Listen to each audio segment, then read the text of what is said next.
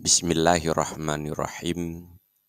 Hadis yang ke-8 dari 50 hadis sulasiat, yaitu hadis-hadis rangkai 3 yang membicarakan tentang hal-hal 3 perkara. Dengan judul salah satu da'watin mustajabatun. Ada 3 doa yang pasti diterima oleh Allah Subhanahu wa Ta'ala. Dalam sebuah hadis yang diterima dari Abi Hurairah radhiyallahu an, beliau berkata, qala Rasulullah sallallahu alaihi wasallam telah bersabdalah Rasulullah sallallahu alaihi wasallam, salasu da'watin mustajabatun la syaqqa fihinna.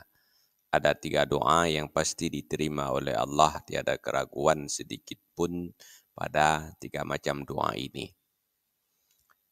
Da'watul madlumi, doa yang pertama yang pasti diterima oleh Allah adalah doanya orang yang terzalimi.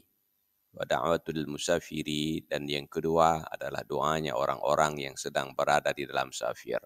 Wa da'watul walidi ala waladihi, dan yang ketiga doa seorang ayah, doa orang tua kepada anak-anaknya. Wallahu a'lam bishawab, walhamdulillahi rabbil alamin.